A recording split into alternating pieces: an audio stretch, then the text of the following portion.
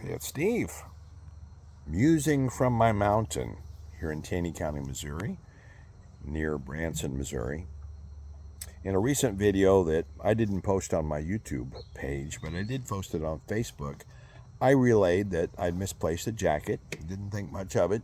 I guess I thought it got put in the trunk of the car or whatever.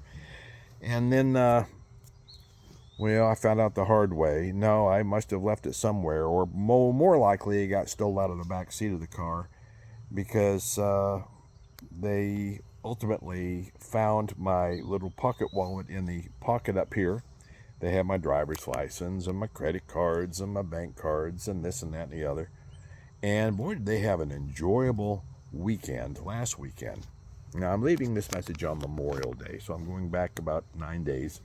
But we found out the hard way as I checked my account activity that they must have called all their friends. Hey, gasoline's on me. Meet me at the Shell station. Multiple fill-ups at the Shell station.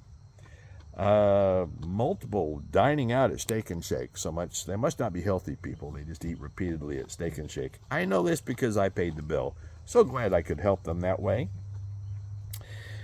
Andy's Custard, kind of a pricey, wonderful place to get dessert. $150 plus of merchandise at Walmart. I'm just so glad I could be of assistance. So, anyway, we ultimately canceled all those cards, and they're doing the research. Sadly, this bank that I'm now a customer of has not provided me with provisional credit. Apparently, they don't trust me. They don't know me that well. I've only been with them since February. They bought out my previous bank, and I'd been with the previous outfit since 1963. Yes, seriously. But my dad started an account for me at a particular building and loan, which was bought out by this bank, and he did it back in 1962, 63. So I've been a customer ultimately now of this bank, if you connect the dots between the different financial institutions, since 1963. And I told them that, but they didn't care. They have to do their research. When I was with the other bank, they would give provisional credit while they did their research. Not this time. They have not credited my account at all yet. By law, they said they have 10 days to do that. Okay, I remember that. Not real impressed with the bank, honestly. They don't seem to have enough help. They don't respond like they should. I just need a higher level of service. But all that being said, totally by coincidence, last week, I watched a video. I do a lot of YouTube video watching now, getting ready to start my own YouTube channel because I'm just so interesting, you know. It's called Steve's Musings from the Mountain. So if you're watching this on a YouTube channel, that would be my YouTube channel. Please like and subscribe. I'm not trying to make it a side hustle to make any money. I just need to know that I'm not talking to hear myself talk, that other people are listening and find whatever information or subject matter that I'm talking about helpful or interesting. So please like and subscribe. So I was watching a Facebook friend of mine's YouTube channel. It's called Old Dog Do Tricks, Paul in Philippines. And I've not visited with him about that, but I suspect he started with Old Dog Do Tricks, which is a really cool name for and then people kept tuning into it to see dog tricks or tips on raising dogs. So he added Paul in Philippines. At least that's what I read between the lines. He may choose in the comments to correct me if I'm wrong.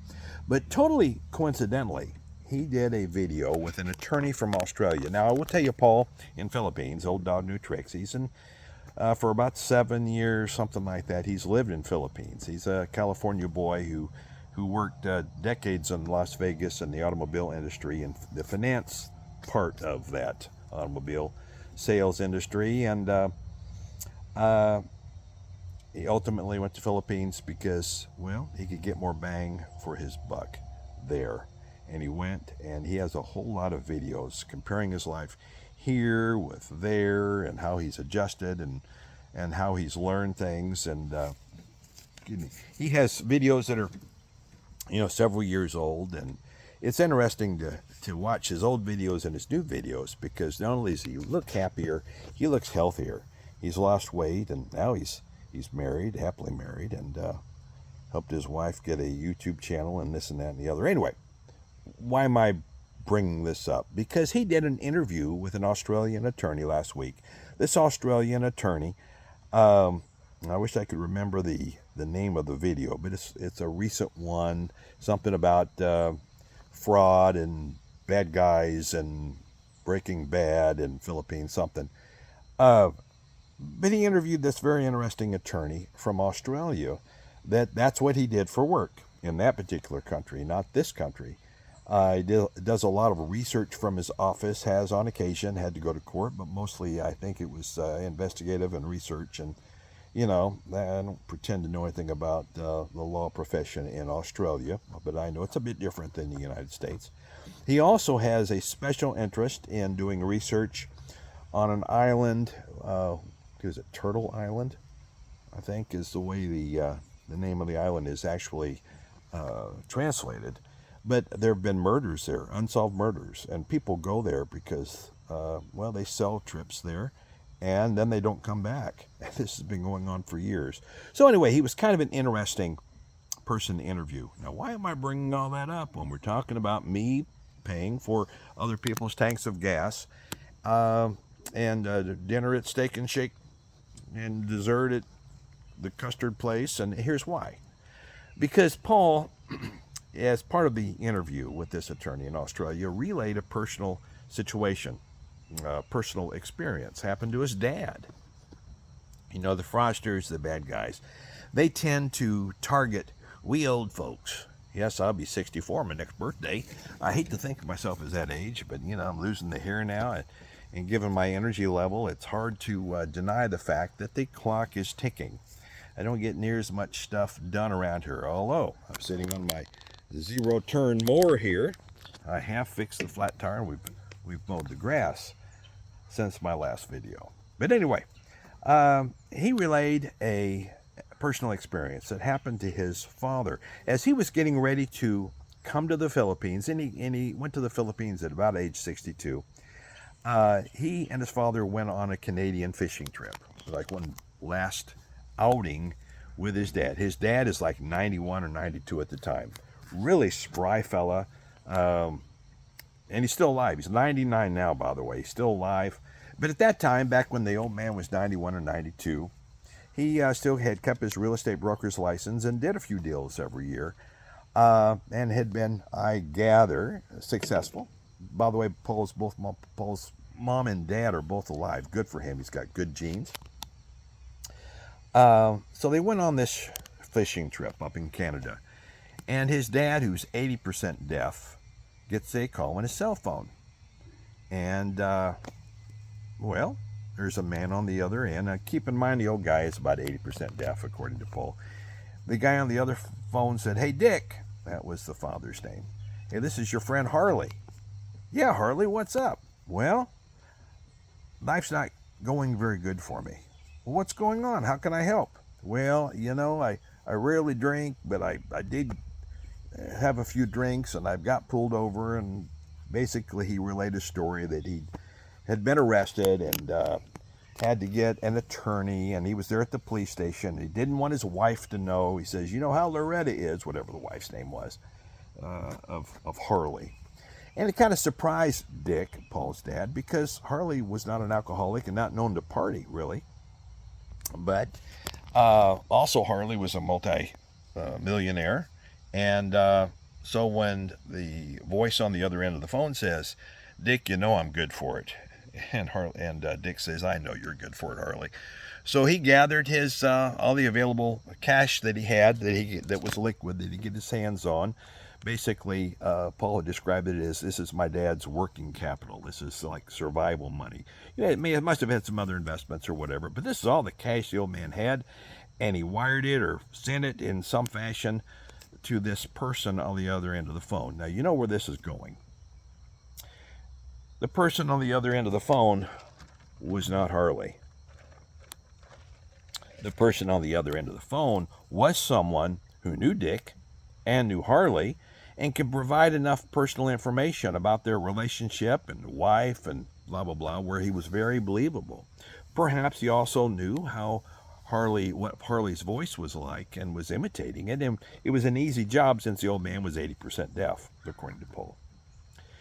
So, family got involved. Paul and his sister got involved. Other people got involved. Police got involved. FBI ultimately was involved. This was $30,000. That's a whole heck of a lot of money. Now, why am I bringing this up when we talk about my several $100s in fraud? Because when I went to the police station to pursue this and I wanted to meet the officer face to face, they said I could do a police report on the line, no need to come down here. They weren't really impressed with my story. I said, no, I want to meet the officer who's doing the investigation, because I thought this would be really important, right? After all, $800 out of my pocket, given my financial situation nowadays, that's a heck of a lot of money, especially in this economy.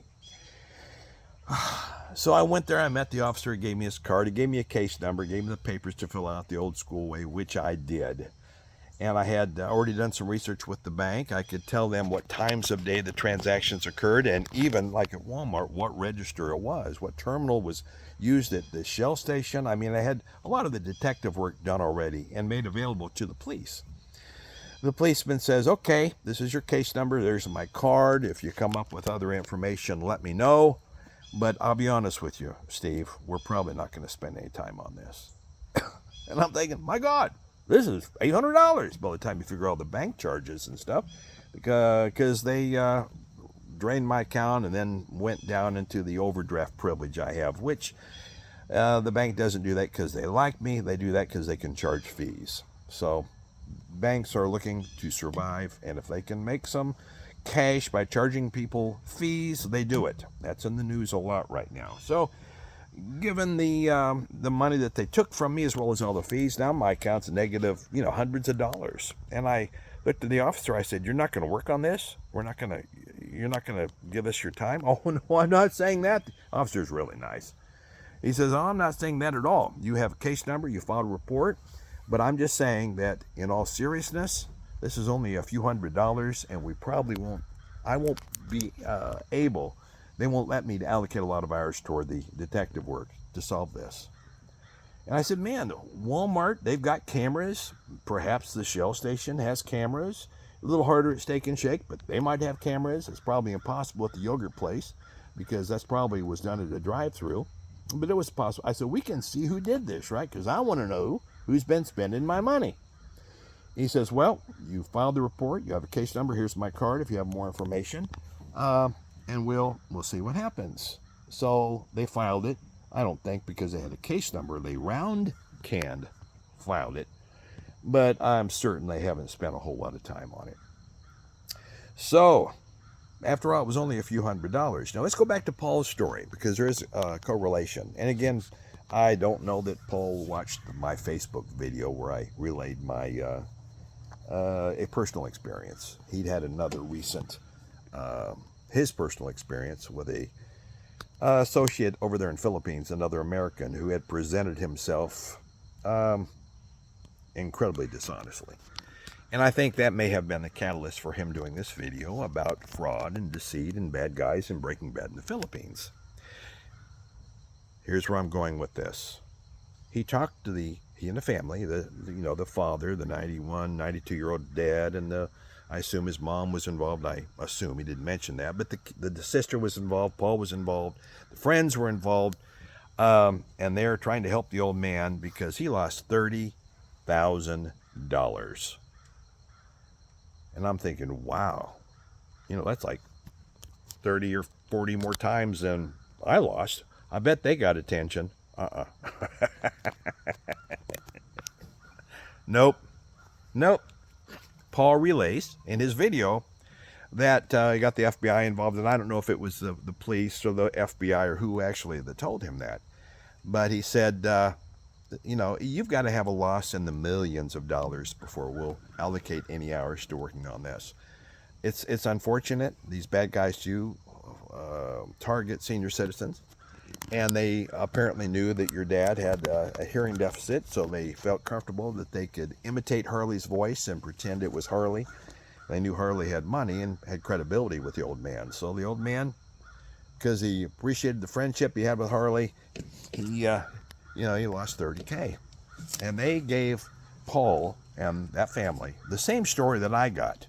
No wonder the police were not impressed with my loss of $800, because here, this is a gentleman that 6 years ago, lost $30,000, and they were told the same thing. It's just not enough money for us to allocate any manpower. And I'm here to tell you that's unfortunate. No one can afford to lose $30,000. No one in my situation can afford to lose $1,000. But the bottom line is, the bad guys that do this, perhaps professionally, that do it over and over again, they know these things too, that they won't be pursued. I keep leaning over this way. The sun's in my eyes here on the mountain. They know that the police won't allocate very many man hours on this. And even though we're not in COVID anymore, no one faults people for wearing masks. Nowadays, we get a lot of eye rolling sometimes when someone chooses to wear a mask, but good for them. If they know they have COVID, they're being responsible and wearing a mask because they don't want anyone else to catch it. So I would venture a guess that these people that used my cards and had a wonderful time and a lot of gasoline on old Steve here, I bet you they were wearing a mask, because they were probably smart enough to know that the cameras were there, and the police probably, for this amount of money, would not pursue it. So the bad guys win again. So that's my story. I'm still waiting for a provisional credit, so I have a positive balance in my bank account again. But I don't think Paul's dad, the 91, 92-year-old guy, got any of his $30,000 back. He was just, he was just out. So, what have I learned from this? Well, that the police don't pursue things unless you're someone important, where it's a whole heck of a lot of money. And boy, you can bet I'll be a whole lot more careful with my wallet and things. There's a reason I don't carry around all my stuff. I just carry around a couple of credit cards and a driver's license and a couple of other important pieces of plastic. And it's a good thing, or they'd had all of them. So anyway, that's my musing from the mountain. I keep leaning this way because the sun gets in my eyes otherwise. It's a beautiful day on this Ozark Mountain. Thank you for letting me relay this story. And please like and subscribe if you found this informative or mildly entertaining, or just because you feel sorry for me and I lost $1,000 or thereabouts. So like and subscribe. Have a wonderful day. And I hope that if anyone watches my videos, we'll do more. We will try and make them very entertaining. Have a good day.